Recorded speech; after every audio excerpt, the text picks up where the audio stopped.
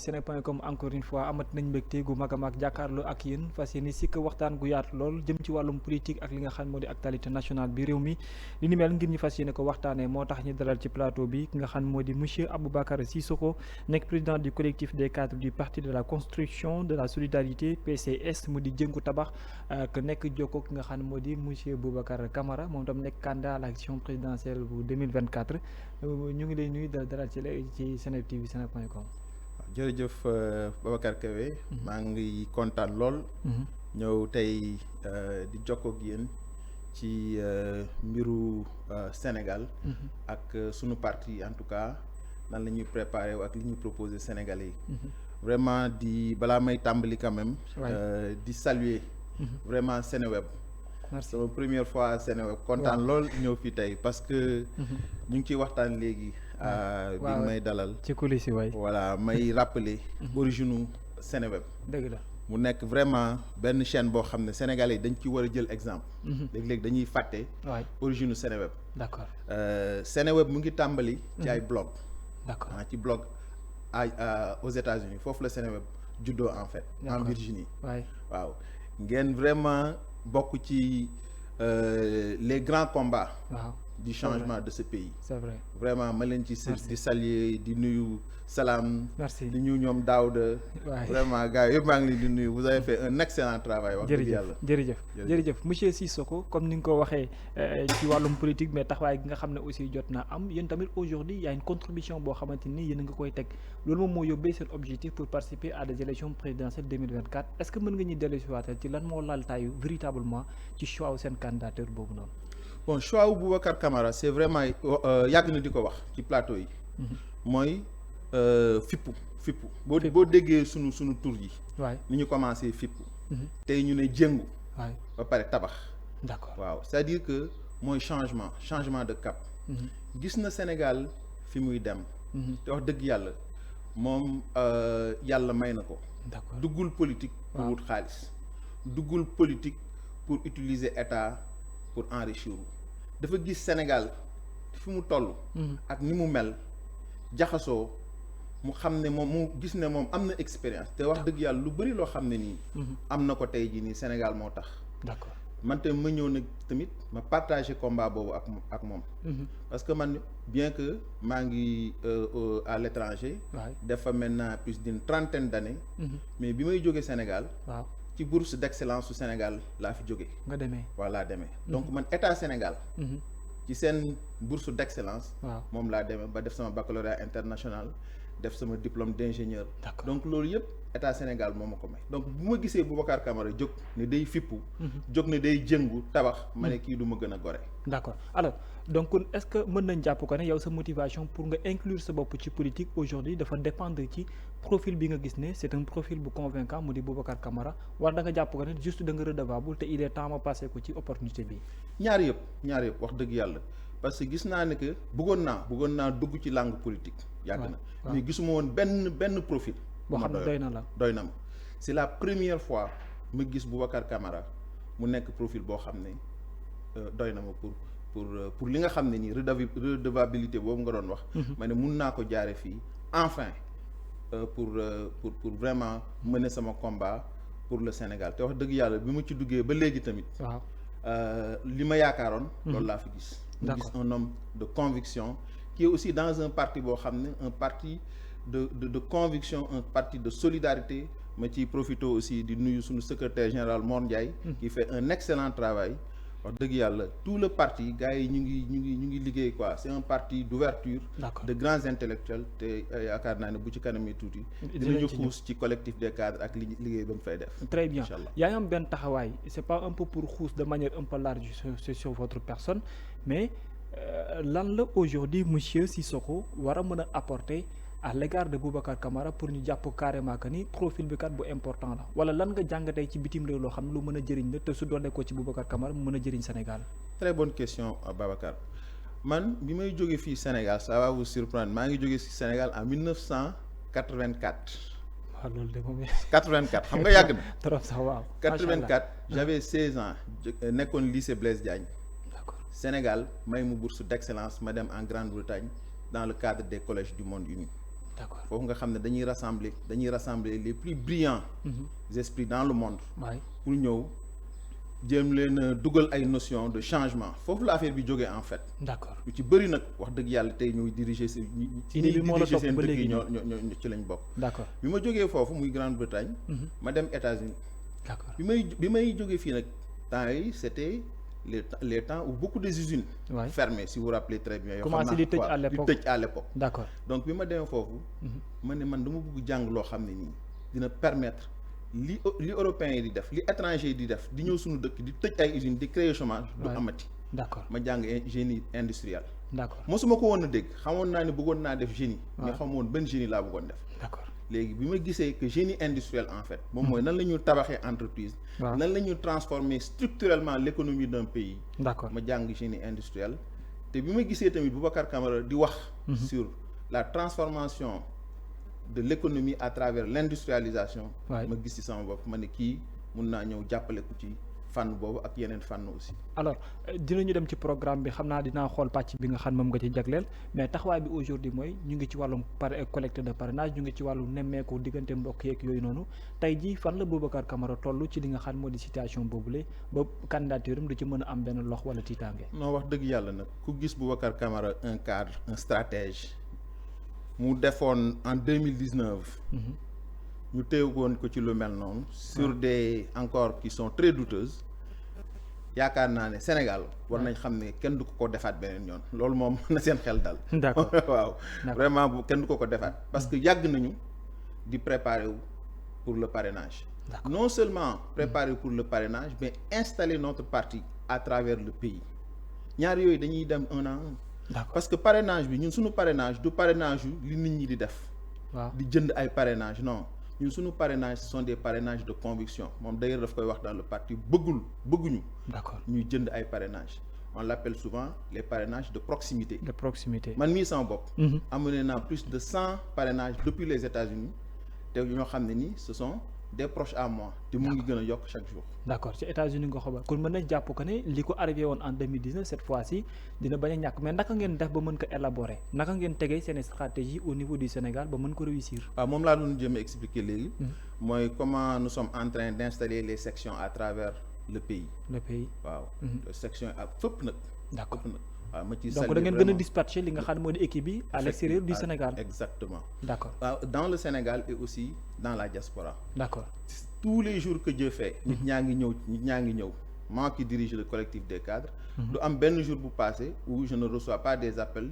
ñii di ma envoyer seen CV parce qu'ils veulent rejoindre notre parti. d'accord alors ñi dem ci beneen point aujourd'hui au-delà de collecte parrainage bi dégg nañ fi récemment le président Boubacar Camara seen président mu ne est-ce que ndax duñu dàqandi élection yi nit ñi ne Boubacar Camara day problème mu 2019 ba moo ko topp ba léegi muy wàllum parrainage moo tax muy def proposition yi ni mel bien vrai il s'est expliqué. ndax loolu aussi du wundu wala topp wala sax nag gën a dëggal li ko nit ñi di tuumaal. non xam nga Boubacar c'est une personne de conviction.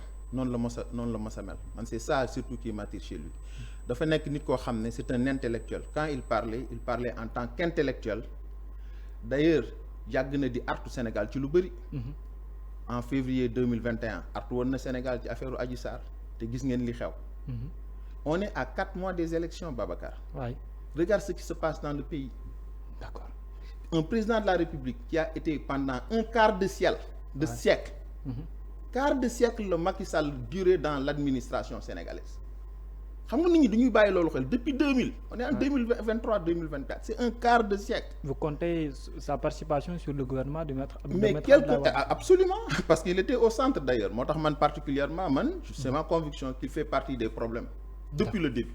D'accord. Les dérives de la première alternance Macky Sall était au centre de ces dérives là. D'accord. man dama xeex les dérives de la première alternance effectivement c'est ce qui nous poursuit aujourd'hui donc quelqu'un qui pendant un quart de siècle Sénégal defaral la lépp nga ne yow accomplir nga lépp mais le bon sens mooy nga sortir génn ñu célébrer la mais c'est ce qu'il a fait parce qu'il a non mu ngi teg loxoom ba léegi mais nee na du bokk ci élection présidentielle mais nee na du bokk ci élection présidentielle mais c'est lui qui est en train mais tey jii nii tout ce qui se passe mais le Sénat qui l'a dissous récemment kan moo ko dissous ce qui se passe au niveau de la direction générale des élections. Mais kan moo nekk ci ginnaaw. Mais c'est ça, c'est ce qui est honteux. C'est-à-dire aujourd'hui il est en train dafay delloo Sénégal ginnaaw alors qu'il avait toute l'opportunité aujourd'hui sortir par la grande porte. ne bokkuma ci élection yi génn ni gars yi régler leen seen problème mais xam problème fan la jógee en fait. Babacar. C'est parce que noonu la mos a gérer son parti. noonu la mos a gérer partem APR. noonu la ko mos a gérer. noonu la mos di demee. waaw mooy dafay tànn ay nit. D'accord. C'est l'autoritaire alors que ñun dama gis contraste bi. waaw dans notre parti PCS Jéngu Tabax. Ouais. tout même man mii di wax ak yow. J'ai été élu démocratiquement. dañoo ñëw dans une assemblée générale constitutive. ñu bëri ñëw ni lever la main kii dafa bëgg nekk lii kii dafa bëgg nekk le nga wax lu tax ñu war la tabb nga joxe sa parcours wax gars yi élire. D'accord. waaw et très souvent amul unanimité da ngay gis y a la majorité. Voilà. Mais noonu la war a demee dans un parti. Mais fi ñu toll nii contexte bi président de la République mën ngeen ko tuumaal lu nekk mais est-ce que c'est une raison pour ngeen wax waxu report d'autant plus que élection yi dafa jege lool. Non, il a parlé de report consensuel. Consensuel, c'est important ce report consensuel. Pour bu dee ba jubóo nañ ñu doo ko mën amal. Voilà, très bien. Mais est-ce que cette proposition là aussi ça peut bien vraiment répondre à ce moment. Non, xam nga les Sénégalais je comprends la frustration je comprends gars yi li ñuy jaaxle souvent dañ naan. bu waxee. Report consensuel automatiquement gars yi ñu ngi xalaat un jour de plus pour Macky Sall. waaw gars yi loolu la ñu wax. Alors que non il n'a pas dit ça. D'accord. Macky Sall à partir du 3 avril 2024 Macky Sall ne sera plus président de la République du Sénégal loolu dafay leer. Même si dañuy def report ci proposition bi. ci proposition maintenant les formes comment on va le faire loolu après mën nañ ci waxtaan. D'accord. Mais moom li muy wax c'est les principes. D'accord. Le principe aujourd'hui, on est à 3 mois, 4 mois et tout indique qu'il est en train de préparer un forcing. Mais imaginez-vous ce qui se passe, ce qui s'est passé il y a quelques mois, man Pikine laa juddoo fa laa yoroo. Icotaf. Tali Icotaf foofu laa yoroo. Mais quand ma gisee essence u Tali Icotaf ñu taal ko mais Babacar mun loo xam li génn ci man. Des séries de manifestations. Les émeutes de la jeunesse. Ça peut arriver n'importe quand. Bon damay déglu nit ñi li ñuy wax foofu ce qui se passe et cetera. Et toutes ces choses da nga jàpp ne benn cocktail molotov la boo xam ne mën na exploser. Bien sûr bien avec ce qu'il est en train de faire mais xool leen rek. D'accord. xool leen rek ce qu'il est en train de faire un candidat. boo xam ne yoon génneegu ko carrément. waay génneegu ko. mu dem laajte ji ay fiche de parrainage ñu jugé ne ko wëy mun na dem jëri ji fiche de parrainage. alors dinañ ci ñëw. waaw ñu ne non duñ ko jox fiche de parrainage et cetera et cetera même dissolution de la Sénat à quelques mois des élections est-ce que loolu juridiquement ça tient. D'accord alors ci benn côté jot na ci am aussi depuis mu jox cette proposition là il y a pas mal de réactions naka ngeen ko accueillir entre vous ci biir parti bi ak tamit ci seen biir waxtaan parce que la majeure partie même ci opposition bi dañu naan Boubacar lu muy wax nii personne n'est d'accord presque. Mais le temps est en train de nous donner raison gars yaa ngi commencé di ñëw ndànk-ndànk naan on voit parce que en fait comme ni ma ko waxee rek. ñu bëri ñu ngi xalaat sur la prolongation de Macky Sall c'est d'ailleurs lii test la. test boo xam ne nii non je dis pas que moom da doon def test. mais lii daf ñu war a servir de test comment Macky Sall est devenu impopulaire dans ce pays. D'accord. Parce que en fait. gars yi mënuñu imaginer un jour de plus avec ce régime-là il veut en découdre avec ce régime-là mais nañu def ndànk bu ñu yàkkamti. avec la manière c'est important beaucoup de prudence aussi. beaucoup de prudence parce que après quand ces gens-là vont partir on aura un pays à gérer. C'est vrai. Boubacar Camara il parle en tant que patriote. D'accord. il parle dans la continuité. D'accord. tey jii nii bu ñu bàyyee forcing yi gars yi di def nii. waaw ñu dem. émeute yi jógaat dëkk bi tàkkaat. waaw. Mais qu'est-ce qui va se passer? Ce sera beaucoup plus difficile de régler ce problème-là. Alors que si bu ñu ko régler en amont. dans une approche consensuelle. Ouais. Mais ce sera beaucoup plus facile. D'accord loolu lay proposer. Alors loolu pour mu mën a nekk lu antu il se peut que discuter na ak ñenn ñi jox leen xalaatam est-ce que réellement def ngeen loolu approcher ñenn dans l'opposition ou bien dans le pouvoir wala ñeneen ñi nga xam ne sont des acteurs politiques pour ne leen ne j'ai une proposition qu'est-ce que vous en pensez est-ce qu'il l'a fait avec certaines classes politiques bi. Oui bien sûr Boubacar il est toujours dans le dialogue il est toujours dans le dialogue il est en train de parler avec d'autres acteurs de l'opposition. Ouais. ñu ngi ciy waxtaan ça continue au sein de notre parti dañ ciy wax ba pare. ñëwul rek génn rek jox avem parce que effectivement quand même s'il donne son avis ça engage le parti quand même. Voilà donc la réponse est oui ñu ngi ci waxtaan ñu ngi continuer di waxtaan. Alors donc est-ce que ça veut dire donc que vous avez de très bonnes relations ak ñi nga xam ne ñoo di beneen classe politique bi surtout l'opposition. Oui, l'opposition radicale oui. L'opposition radicale. L'opposition radicale oui, mais pourquoi en général cette précision. Non parce que parce que y a des gens dafa am ci opposition bi ñoo xam ne dañuy mbubboo opposition. Ah bon ñu mel ni. mais non mais jarul ñu leen di wax. di def yenn yi. duñu ñooñu effectivement ñun c'est sur des principes mais on est ouvert. D'accord. On est ouvert. Ouais. Le terrain politique c'est un terrain de dialogue. Ouais. C'est un terrain de consensus. Effectivement et Boubacar Camara c'est un intellectuel mais sa position par rapport à ce qui se passe ak notre opposition am na ay partis yoo xam ne nous sommes trop proches d'eux. D'accord. Ouais. D'accord. Mais am na ñoo xam ne voilà quoi. parce que wóolu leen quoi wóolu leen kon da ngeen am doute ci ñenn ñi nekkee ci opposition bi. Non sur des principes c'est-à-dire ñun c'est toujours sur des principes. D'accord. Sur des questions de principe si on est d'accord on va avec eux.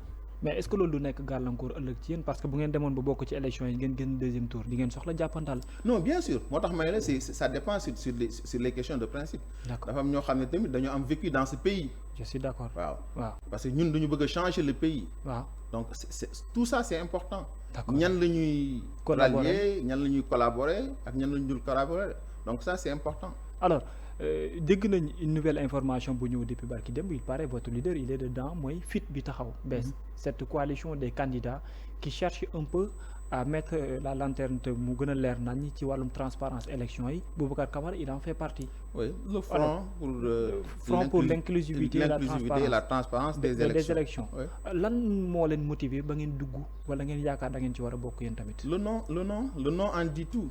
Inclusivité et transparence des élections. te ñun ñoo ko njëkk a xeex. mais moom li muy wax nii li Boubacar Camara di wax mais déjà fit rek moo lay won ne que déjà commencé na am effet parce que loolu la c'est l'inclusivité avoir des élections inclusives et des élections transparentes. D'accord. loolu moo ko tax a jóg. D'accord alors tey jii ñu xool ñi ci war a mën bokk mu mel ni dafa am xàjj ak seen gu ci fas yéene di duddi damay citer tur même yow boo cité wul. En l'occurrence Khalifa Babacar Sall Karim Meïssa Wade lan mooy seen problème ak ñoom yéen opposition bi wooyee seen bopp radical ndax ñoom dañoo radical wala da ngeen jàpp ne bokkuñ ci opposition bi. Non parce que vous voyez dafa am nag loo xam ne ni sénégalais yi ñoo ko ñëpp fekke nañ ko seen position ak yoo xam ne nii defoon nañ ko dans ce pays. Dialogue politique bi moo tax ngeen di wax. Non je pense que ça va plus loin que ça aussi ça va plus loin que le dialogue politique. Boo xoolee actuellement pourquoi. Khalifa Sall a eu des problèmes dans le passé. Ouais. Et ne peut pas, tu vois, la même chose avec Karim Wade. Ouais, donc ce sont des questions yoo xam ne c'est pas un dialogue politique qui devrait régler ça. Ça doit être voilà. Lu inclusif. Alors ci taxawaay bi ñu bari ñu ngi ci poser wu question mais dama lay orienter un peu ci l'affaire Ousmane Sonko ak yéen seen relation. nan la neexoo ngeen ci seen biir parce que ñëpp ñu ngi naan yéen dafa mel ni mburoog soow la entre Boubacar Camara ak Ousmane Sonko. Enfin non pas comme mburoog soow comme ñeneen ñi quoi vraiment sur les questions de principe boo xoolee le livre de Boubacar Camara nga lire le livre de Sonko sur le projet de société ils ont les mêmes visions ce sont les boo xoolee pour une grande partie. da ngeen neexoo ci gis-gis. dañu neexoo ci gis-gis. ci vision de projet de société. de principe. Mais les démarches. ak nan lañ koy defee peuvent être différentes. am na différence mais tey jii teewul vous gardez de très bons rapports. Ah oui nous gardons de très bonnes relations avec ñoom. Alors lan moo nekk seen position ci situation actuelle am ak taxawaay ngeen ci fas yéene am ko. Non yoon def rôle am ñun suñu situation et d'ailleurs mooy suñu position c'est pas parce que la proximité seulement n'importe qui d'autre. bu ñu ko tegaloon gàllankoor yi ñuy tegal ni Ousmane Sonko. Boubacar Camara aurait la même position. D'accord. Parce que li muy xeex ni c'est des questions de principe. D'accord. boo ko xoolee parce que après tout c'est un juriste aussi bu ñu fàtte loolu. Il a étudié le droit. D'accord. Donc droit lay xeex. D'accord alors tey jii Ousmane Sonko taxaw na il y a DG il y a Sénat xaw nañ ko abrogé ci début bi mais tey jii yaa ngi nekk observateur di gis Sénégal gis nga ni muy déroulé mais ci diggante DG ak Sénat est-ce que réellement dina la yóbbu ci nga am xalaat comme ñenn ñi ne élection yi déjà biaisé nañ ko. Ah oui c'est déjà biaisé boo xoolee en fait mais mooy li ñu doon wax léegi rek la direction un directeur général des élections refusé jox ay fiches de parrainage alors que il a été ordonné par un juge de le faire ah mu refusé def loolu. Et en plus de cela aussi la Sénat qu'on dissout à quelques mois et la personne qui était là avant c'était une personne koo xam ne il était déjà en retraite. Est-ce qu'il devait être là? Et on le remplace avec qui? Combien de personnes en retraite aujourd'hui il y en a dans la Sénat? Mais c'est-à-dire que yooyu yëpp dañ ko war di càmbar. C'est-à-dire le problème de Sénégal yàgg naa di ko wax. Macky Sall peut-être dañu war a xoolaat suñu dëkk yi ndax war nañ ko di jox ingénieurs yi quoi moi je suis ingénieur parce que c'est un ingénieur. da nga inclure sa bopp ci biir. Mais écoutez un ingénieur mu ngi xool toujours ay solutions mais souvent il se rend pas compte que est-ce qu'il est en train de briser la loi pour faire ça. Un Boubacar Camara en tant que juriste il ne ferait jamais ce genre d'erreur. Sénégalais yi dañu war di bàyyi loolu xel. D'accord. Le fait de ne pas donner à Ousmane Sonko ay fiche de parrainage DG bañal na ko Sénat fa mu campé woon am na ñu yees te dina nekk mbetteel pour ñu def ko jàppoo ne déjà c'est trop tard pour Ousmane Sonko malgré ses recours de justice. Mais laissons la justice jouer son rôle ni ñu bàyyi justice wax ci. D'accord. bu ñu loolu la ñu naan préjugé en fait c'est-à-dire ci juge avant le juge. D'accord. C'est-à-dire nañu bàyyi. yoon def. Est-ce que mën nañ ko wékku ci yoon d'autant plus que y a une ordonnance qui interviennent mais malheureusement il y a quelqu'un qui dit non. Est-ce que su boobaa tam wékkuwaat ci justice nekkul gën a jébbal sa bopp. mais bàyyi nañu bàyyi processus ñoom ils ont fait recours ils ont dissous leur parti ils ont fait recours. mais nañu bàyyi recours bi. xam lan la recours bi di jur. D'accord. Et cetera il y a tout ça donc nañu bàyyi la loi dérouler. mu dérouler. alors ñi dem ci wàllum programme ak wàllum taxawaay bi nga xam ne monsieur Boubacar Camara am na ko yéen a ngi liggéey ak moom aujourd'hui lan mooy seen préoccupation majeure boo xamante ni jàpp ngeen ne moom ngeen war a mettre en amont ci seen programme. J'aime bien cette question Babacar gis nga may ma préfacer réponse bi en disant une chose. D'accord. Parce que sénégalais yi dañu néewal doole affaire programme peut-être bu ñu naan programme. waaw dañu ko wax tellement ba xamuñu lan mooy signification programme. D'accord. Programme mooy. yow lan ngay proposer dëkk bi ne noonu nga koy problème yi ñu am. lan nga ci andi comme saafara. D'accord. Mais loolu ci xam-xam lañ ko war a teg. Je suis d'accord. bu ñu ko tegul ci xam-xam. mais nan la ñuy tabaxee dëkk. mënul nekk de. mënuñ ko def ci populisme. déedéet mënuñ ko def ci parce que Babacar il est jeune il est beau il est et cetera on peut pas faire ça comme ça daf ma neex non. non. Parce que la réalité mooy Babacar bu nekkee président de la République. man fa may nekk di def li may def xëj na durant tout son mandat du ma ko gis. D'accord. Donc man Babacar daf ma war a ñëw proposer ma loo xam ne nii man fa ma nekk nga xam ne Babacar du ma mos a gis. dinaa ci gis sama bopp. dëgg la mais loolu moom mooy programme. D'accord. Et c'est ce que Boubacar Camara a fait mais il l'a fait d'une façon inouïe. Inouïe par rapport à un projet de société bu mu teg ba pare. D'accord. Basé sur l'éthique le travail. D'accord. C'est-à-dire c'est ça la différence c'est basé sur un projet de société. D'accord. Et donc il y a des préalables. D'accord. La gouvernance. La gouvernance. La bonne gouvernance. D'accord. La gouvernance judiciaire. La gouvernance économique et financière. Éducative. La gouvernance territoriale. D'accord. Et ensuite avant même ça réglons le problème même de droit et liberté. Côté justice fi mu toll nii. Et la question judiciaire exactement. D'accord. Donc mettre de l'ordre. Il faut mettre de l'ordre dans ce pays. man xam nga dafa am loo xam ne nii dañ ma ko jàngal en génie. waay dañ ne gis nga une unité industrielle. boo bëggee améliorer sa performance. waay il faut nga résoudre ces variations. waaw variation yi mooy désordre bi.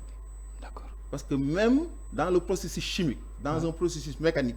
il y a des désordres. D'accord. Bu désordre bi nekkee foofu. amuloo loo mun a teg ci amélioration boobu taxaw il faut que nga résoudre ces problèmes de désordre. Pour dire réorganiser et ramener l'union.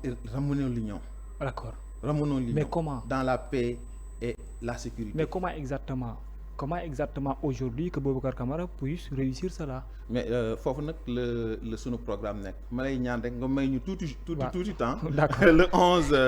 le 11 novembre. waaw la ñuy def sunu validation. du programme. D'accord. Par des experts mais yéen a ngi ci à travers waxtaan en le pays. interne faa nga Oui, génne bien ci as sûr. tuut Validation faa nga interne génne def ci nañ ko as ba tuut pare. Ça fait depuis mai. waay Depuis mai Boubacar ñu ngi ci Babacar ñu ngi ciy travailler. d'accord Avec plus de 100 experts dans tous les secteurs. dans tous les secteurs. Dans tous les secteurs yu mën a imaginer pour développer un pays économiquement et socialement. donc programme bu solide lay doon. Très solide. mais war na mën a am benn fuite bu ndaw boo ñu ciy baaxee parce que ñi lay seetaan aussi. ma may la ci tuuti la transformation structurelle de l'économie à travers l'industrialisation. d'accord maanaam. ngay jël benn exemple rek. Ouais. Que les gens oublient parce qu'on parle de zircon souvent. waay ah des richesses naturelles. 65 000 tonnes de zircon environ loolu lañ am ci dëkk bi. donc est-ce que xam nga lan la zircon. zircon est-ce que xam nga lan lay andi. déedéet xam nga ñu naan zircon rek. C'est une pièce rare. Comme de l'or c'est à 200 €. 200 ba 300 € le carat. caraawu zircon. boo ko exploité. mun nga ci am 200 ba 300 €. te Sénégal am na. Le Sénégal am na 50 xam nga benn tonne le Sénégal produit 65 000 tonnes de zircon xam nga benn tonne ñaata carat la. 4,5 millions de carat defal mat bi. d'accord loolu de ay milliards yu takku. 700 millions de tonnes de fer la ñu am avec bauxitu Guinée bi mooy la FAO bi Boubacar Camara di wax ma may la tuuti rek la Fédération Atlantique Ouest. C'est fait dans un sens économique boo amee le fer ci a bauxite mais am nga automobile man sama premier travail j'ai travaillé avec General Motors. d'accord j'ai travaillé avec au Michigan. d'accord xam naa nan la ñuy defaree oto ak li ciy dem yëpp mais oto boo ko defaree boo amee bauxite nga am fer.